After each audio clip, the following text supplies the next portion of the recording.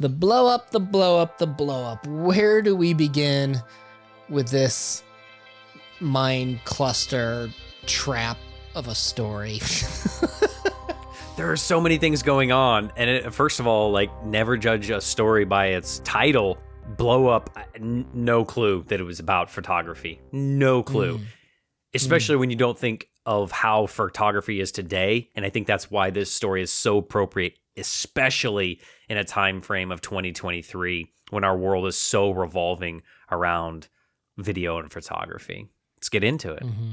All right. Well, putting it out on the table, right? So it's not necessarily a hard story, but it's not like a straightforward story. You know what I mean? With thoughts being interrupted, parentheses everywhere, constantly looking up at the sky, the stream of consciousness that kind of floats about.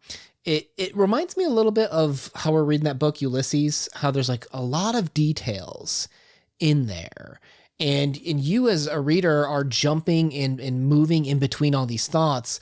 And then you have these really profound statements about why do I write? How do I become, part of reality and in pictures and what those capture and inventing biographies for a scene.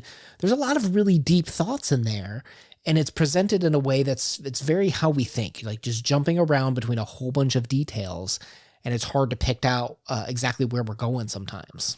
2 or 3 years ago, before doing this channel, I would have been lost and absolutely hated this story. But after learning and growing and your help, I really thoroughly enjoyed this because we're jumping from first person to third person. I think there's even second person in there, which is unheard of, right? Only Faulkner does that. And so I think this is one that if you're going to read this story, know what you're getting into, that it is a tough read. It is worth it. But if this is something that you're going to have to think about and you're not just going to be able to absorb, digest, and analyze, you're really, really going to have to get into the nitty gritty to understand maybe what this story is about. Right. So jumping into it, photography, right? When we talk about taking a picture, there's a lot to be said about what does that mean? Because you're literally freezing for time immemorial, as long as that picture exists digitally or physically, a particular scene in a particular moment, right? It's the idea that our memories are faulty, but at the same time, a picture isn't the whole story. Right? The way that this guy invents the narrative behind it. And the way that, have you ever been with one of those people, I'm thinking of this one particular person, who take a picture every week, and every week she's like, oh, my hair, oh, I'm making this funny face. She hates how she looks in pictures. And every time I see the pictures, it's her, right? She has this confirmation bias where she thinks she looks awkward or she thinks she looks goofy, but it's just her. Right? She's inventing a story in the same way that this guy is inventing a biography for this boy and this woman without actually knowing them. We capture a moment and then we still are even though it's 1,000 words, right? We're still inventing so much around that picture that isn't there for a lot of people. 2 things. First of all, I create the opposite because I'm very photogenic. I'm the pretty one. So I look much better in a video. I look much better in a photograph than I do in person. But the second thing is I think that we're all used to that, creating narratives, because that is the human consciousness. When we first meet somebody, we judge them immediately on their physicality. And then we start to talk to them and then fill in these gaps of who they are or who we thought they were. So I think that's very, very normal for a lot of us to create those narratives. I know my wife, who is, a therapist, as I've talked about many times on the channel, she says that it is very normal for us when we're having conversations with someone to create a narrative, but it's even more common for people to create these narratives in their head about conversations that they might have with somebody, which is kind of crazy to think about. All right. So I mean, in terms of what this story is, he takes a picture of this little boy and this older woman. First, he thinks it's son and then a mother. And then he starts to realize oh, this little boy might be coaxed into some thing that the woman's planning, but he doesn't know. He literally just takes the picture. And, if you notice, his job is unless I read this wrong, again, it's all over the place. I don't think it's being a photographer. I think he's a translator by career, meaning that he takes something that's there and then translates it into something else. The same way that he's taking a photo with photography, and then we translate the meaning and such afterwards. It's like they always say, art is in the eye of the beholder, right? So he as a photographer captures this moment between the two. And while it's the cliche line, like a picture says 1,000 words, as we've talked about, we say it captures a moment in time, as we've talked about. Well, here's an interesting thing, because if we look at time as this continuum of if this happens, then this happens, and this happens, right? Well, his picture interrupts whatever was about to happen between the woman and the little boy.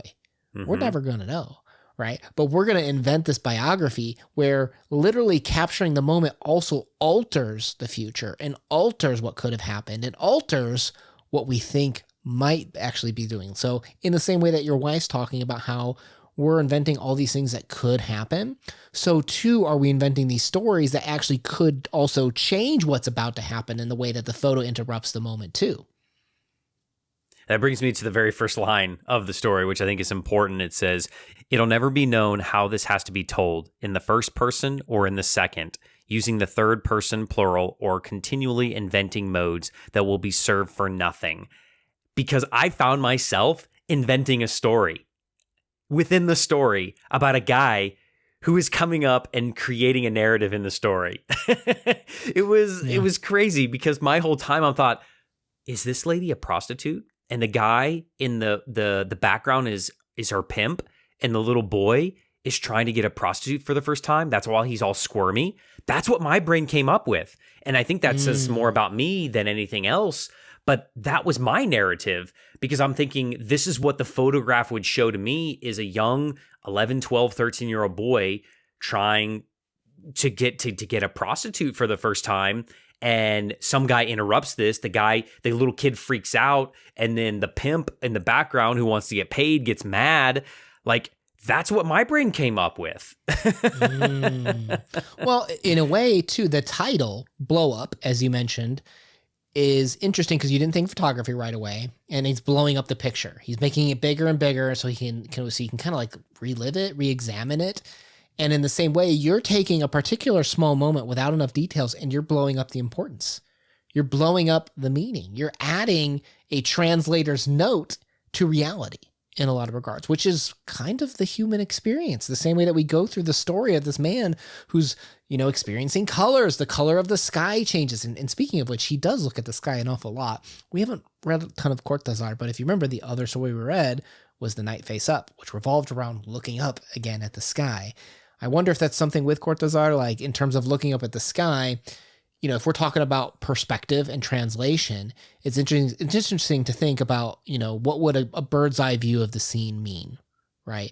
Someone looking down from the sky, you fill in your mind of who that is, but looking down of who really understands what's happening here. Because all we know is that the woman wants the picture back. She's flustered. The boy was scared, embarrassed, ran away, and this other man's coming in and butting into the situation, right? Like what is that perfect bird's eye view from the sky of what this actually moment means in time?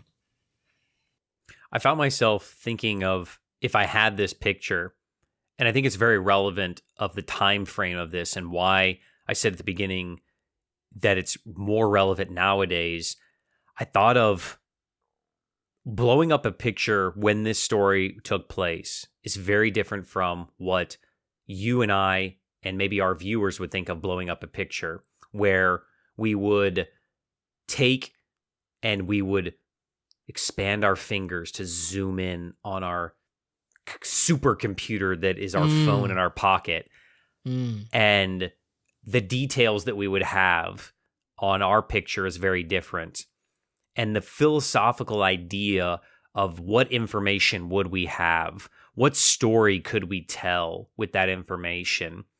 And as you talk about the bird's eye view, think of Google cameras. You go to Google World or you go to your Apple Maps and they're able to see everything. It feels so relevant to today.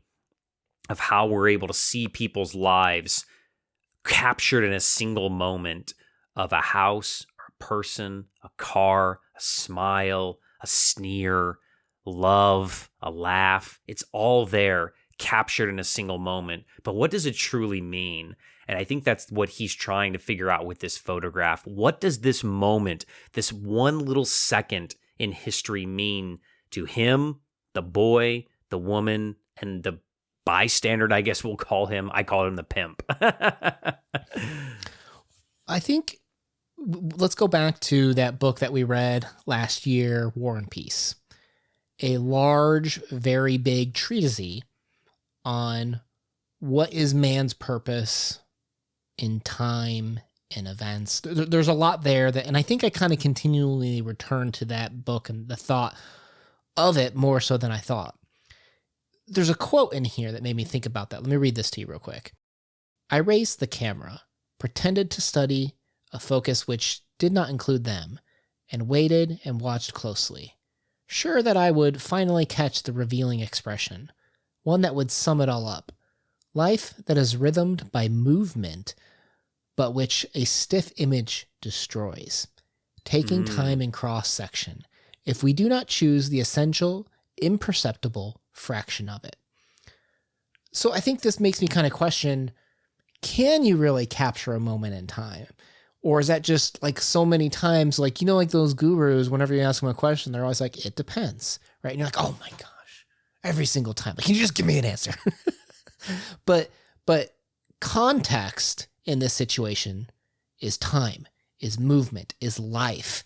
And taking a particular slice destroys a lot of that movement and meaning that we have in life too, potentially, is one way to look at it. And here's this man obsessing over this one moment and this one thing where, what is that child's, okay, let's take your interpretation of this. What led the child to want that? What led the child to need that experience? Why did the woman engage that? How did the woman come into contact with him, if not by the pimp? And how did that pimp meet that little boy? There's a huge story where this could be blown up into a large novel, per se, of like what led to these moments too, right? And destroying a life means, you know, just focus on one key thing, but miss out on all that context is one way to look at it. So a lot here. So many things we can talk about. Does this photograph capture the real world?